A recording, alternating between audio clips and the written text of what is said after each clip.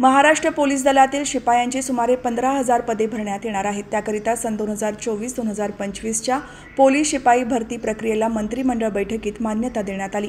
या भरतीत सन 2022 आणि सन 2023मध्ये संबंधित पदाची विहित वयोमर्यादा ओलांडलेल्या उमेदवारांनाही एक वेळची विशेष बाब म्हणून अर्ज करता येणार असून भरती प्रक्रियेत सहभागी होता येणार आहे। राज्याच्या पोलीस दलात सन 2024 दरम्यान रिक्त असलेली व 2025मध्ये रिक्त होणाऱ्या पदांचा आढावा घेऊन ही भरती करण्यात येणार आहे।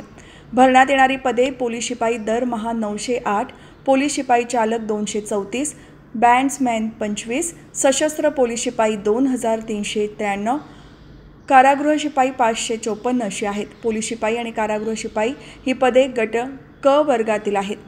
पोलीस शिपाई भरती प्रक्रिया त्या जिल्हा स्तरावरून राबवण्यात येते। त्यासाठी OMR आधारित लेखी परीक्षा घेण्यात येईल। भरतीसाठी अर्ज मागवणे, अर्जाची छाननी, त्यावर प्रक्रिया तसेच उमेदवारांची शारीरिक परीक्षा, त्यातून पात्र उमेदवारांची लेखी परीक्षा यासाठी अनुषंगिक प्रक्रिया राबवण्याचे अधिकार, प्रशिक्षण आणि खास पथके देण्यासही बैठकीत मान्यता देण्यात आली आहे।